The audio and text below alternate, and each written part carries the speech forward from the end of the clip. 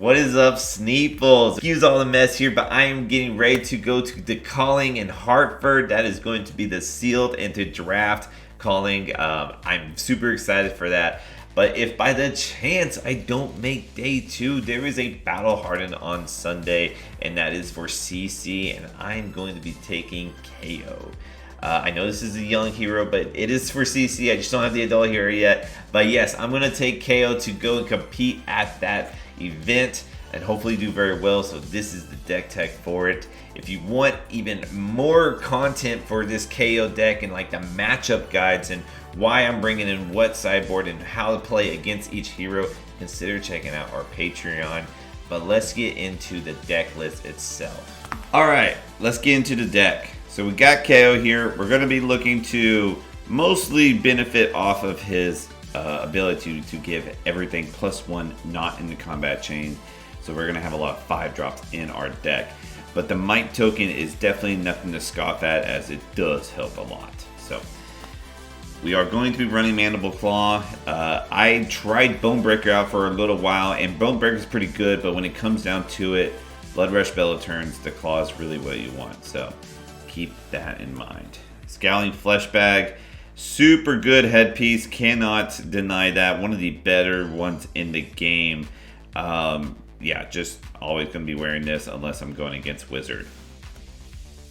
Tunic, I do have hardened cross straps for the side. I'll get into later, but if it's going to be more than 3 turns or more even than 6 turns, I'll do a Tunic, which kind of sometimes it is, but sometimes it really isn't. So Tunic is one that I get that's used quite a bit, but also can very much be changed out.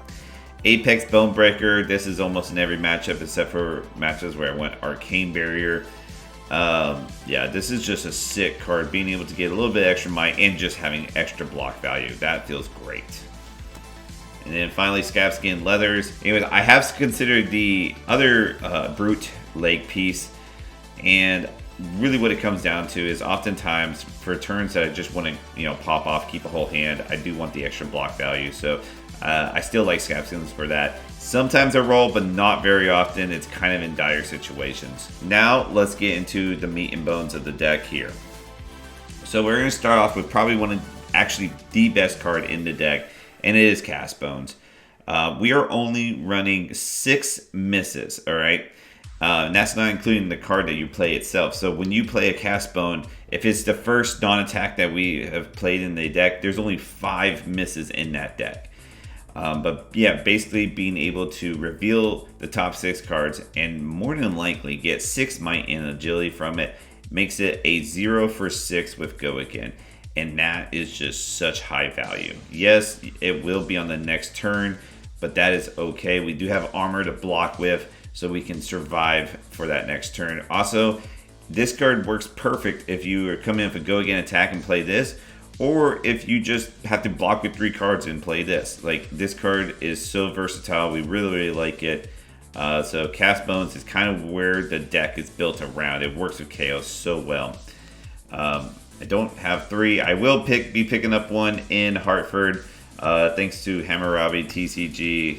Hemmel is such a cool guy. I would highly recommend. If you're ever at like any of these events, grab it from him. He's also just a good online seller. Anyways, Blood Rush Bellow. Too good to ignore, really. Now, not as good as like a Rhinar deck, right? Having double claw with Blood Rush Bellow is very, very good.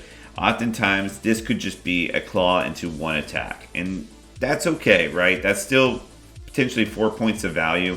So it's still not bad. But there's actually a lot of non-brutes in this deck as well, so it could just be a claw into a non-brute attack. It does still get you to might because you will discard a card that has 5 or greater attack value to it, so, or 6 or greater. So it will get you to might at the very least, but just know that like you don't need to lean as heavy into this card because it's just not as good as it is in Rhinar, but it's still very good. That's why we went 3, and that's our 6 non-attacks. Everything else we're going to be talking about is attack actions. Okay, starting with Zealous Belting. Now, Zealous Belting is interesting because Kayo doesn't care if it's a brute or not. So if you have a non-brute card that has 5, it has 6. So Zig's Belting is pretty cool in that sense because all your 5 power blue pitches will still give this go again because it will be pumped up to 6. So Zealous Belting will almost always have go again. I mean, it will always have go again if you swing with it. So we really like Zealous Belting for that, and that's why it's in the deck. It's some go again. We want to attack very wide with this deck. Big and wide, that's what we're trying to do. E-Strike lets us do the same thing here.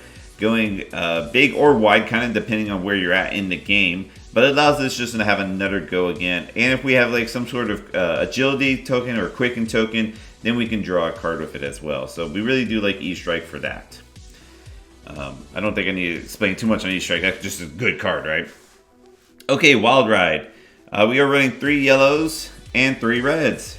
And Kayo allows us to run the yellows because the yellows are 5. So we're running 6 here because we just want to have go again. Like I said, we only have 6 misses in the deck, so more than likely this is a 2 for 5 or a 2 for 6 with go again. And that's just good value. That's what we're looking for. It does not block, so we are running quite a bit of non-blocks in this deck because we do have 6 pulpings as well. But you know, I honestly think it's worth it when you're considering like you're just trying to come in with 2 to 3 attacks every turn. So Wild Ride in yellow and red is where we are at. And that goes into pulping. Same deal. Yellow pulpings, red pulpings, right? Like, this is actually even better than Wild Ride in some ways. Like, pulping can just close out games because of the dominate. Oftentimes, you'll be pitching some yellow pulpings, so maybe if it is a later game, it goes to second cycle, you'll have the yellow pulpings for the late game to finish the damage off.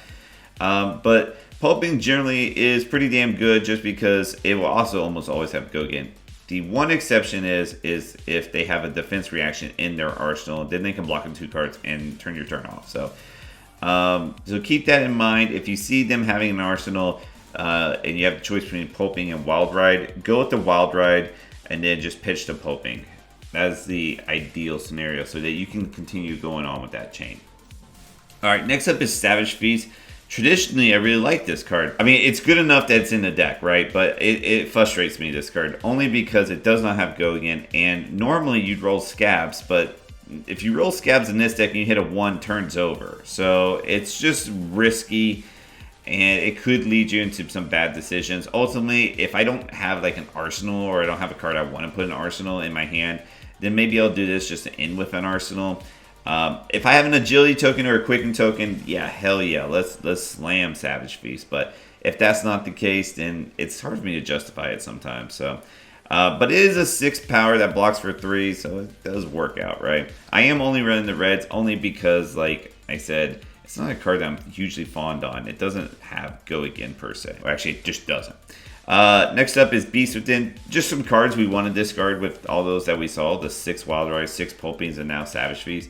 Just great discard target along with Bloater's Bellow. So, yeah, you know, if you're playing Brute, you're probably always going to be playing Beast Within, all right? Same with Skullcrack, right? Not as good as Beast Within, but that extra resource can actually come in clutch sometimes. So, we do like it for that. So, Skullcrack we like just as well for the pitch.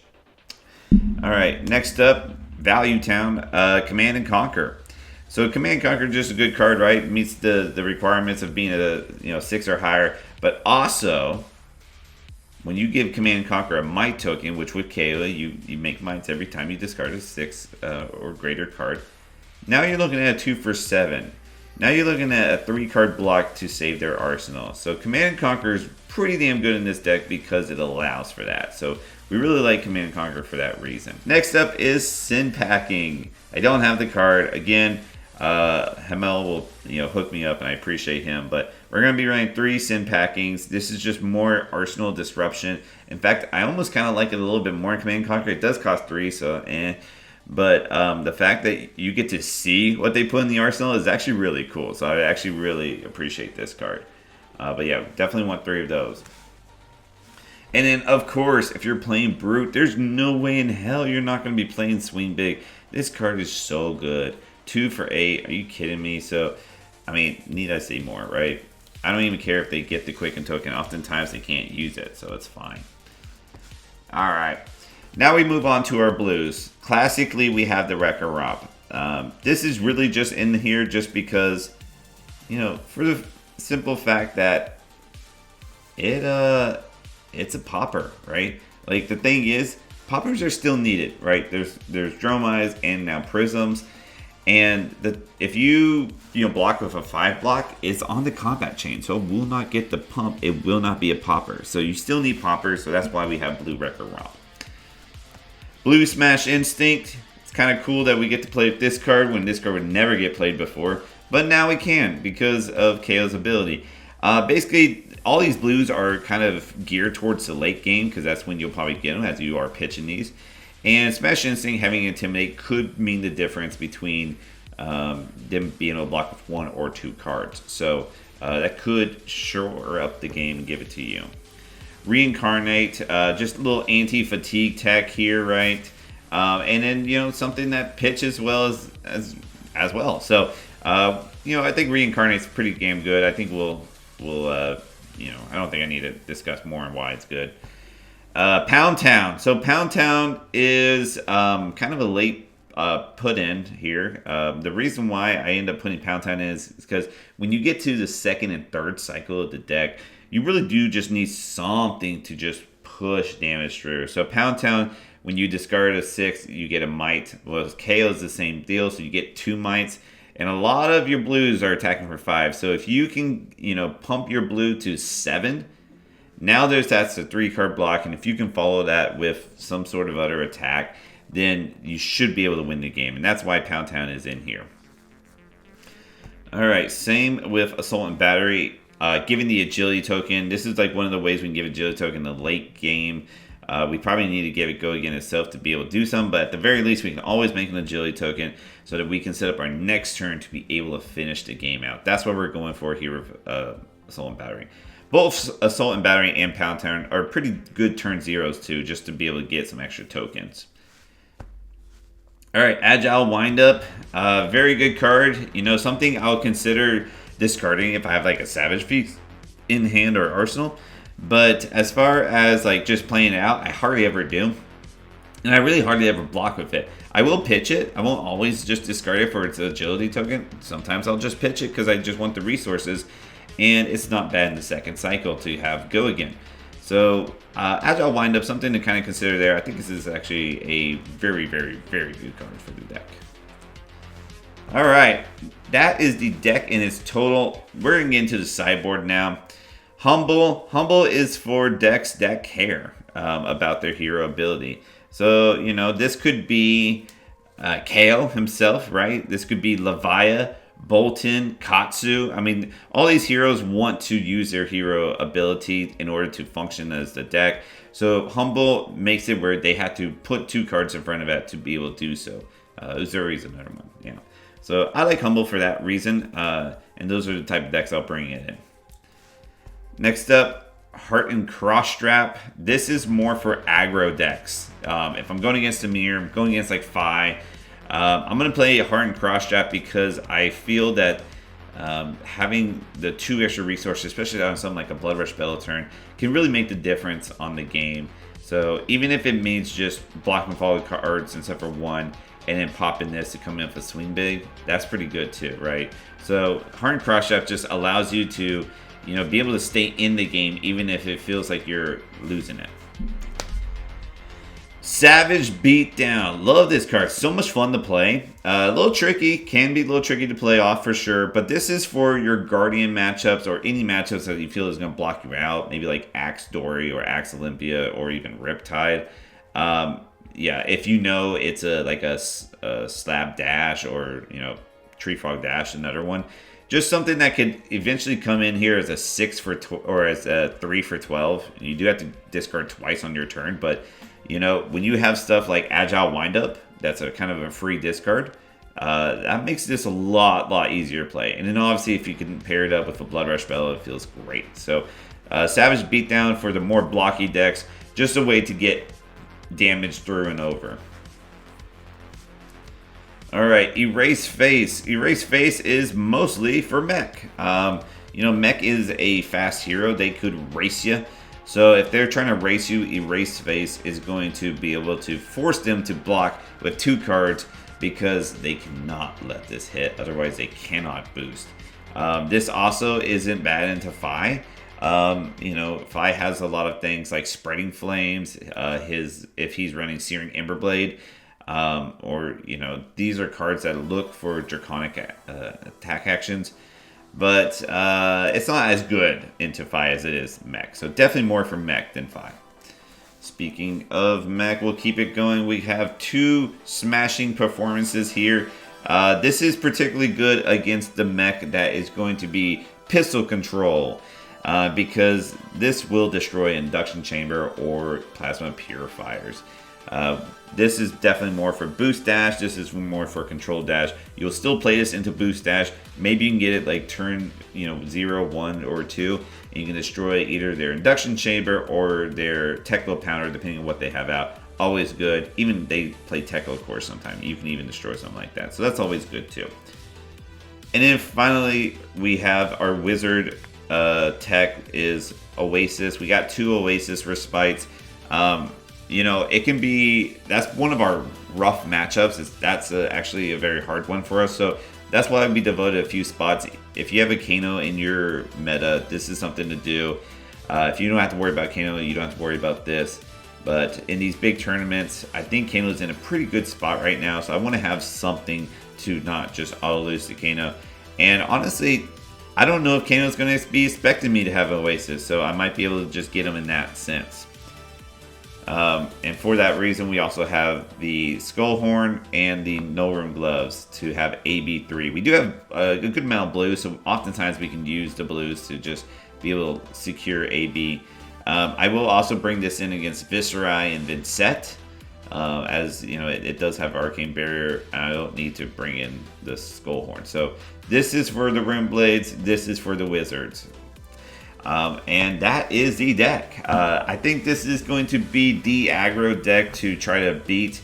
I could see other decks being able to compete with it as far as in the aggro realm, but I think Kasai is just the most streamlined and smooth. So if you think this is more your playstyle, if you like aggro, if you like big attacks, then give Kasai a try. It's a lot of fun. So hoping that I don't even play the Battleharn because I day 2 the calling and I'm going to top 8. But if, you know, something bad happened, I couldn't day 2 the calling, this is one I'm playing for the Battleharn. So wish me luck. Thanks guys for watching. Keep on fabbing. Catch you on the next one.